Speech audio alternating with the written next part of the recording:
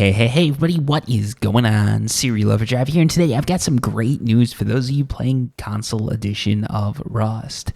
If you're on a last generation console, it's time to rejoice because guess what? It is about to get a whole lot better to you. So I've been talking with some Xbox and PlayStation players who are playing with last generation consoles and on the public test branch. Now, what we already know is that the public test branch will generally run faster for these consoles because there's no skins, and a lot of the improvements there are meant to improve his speed. They're not yet in the main version of the game, so it will always run just a little bit faster. But from what I'm hearing, there is a huge difference between the main branch of Rust and this public test branch, and that is all down to the terrain changes. So one of the things that I was originally complaining about with the terrain was that they don't have rocks that you can build into, not under. Don't get me wrong, I'm not saying I'm not complaining about not being able to cheat, because I don't cheat, like legitimately. Look at my aim.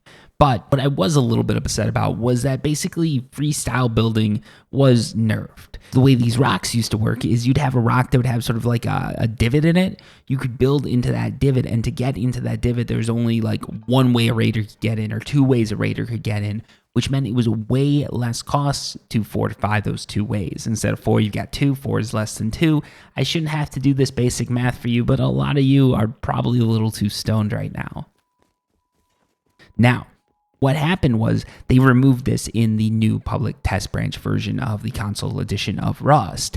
The reason for removing this wasn't immediately clear to me, but now it is. You see, just like you, some of us might be a little bit too hot. No, it's been a while. That's not the reason. But no, what was going on basically is there were a lot of little edges and like corners and stuff like that. There were a lot of I forget the term for it. There's some graphical designer term for it, but I don't know what it is. So basically, to sum things up for those of you who can demonstrate your IQ using 2 hands, it's me, let's face it. But yeah, basically to sum things up for you, the rocks are a lot easier to draw now, which means the game is going to run a lot faster on all consoles, but specifically last generation. Also, if you're on last generation consoles, remember you can move that graphical slider all the way down to get things to run even faster. But the future is looking bright, and it is looking like Rust is about to become a survival game that runs properly on last generation consoles. Fingers crossed, but I am hopeful. Until next time, peace.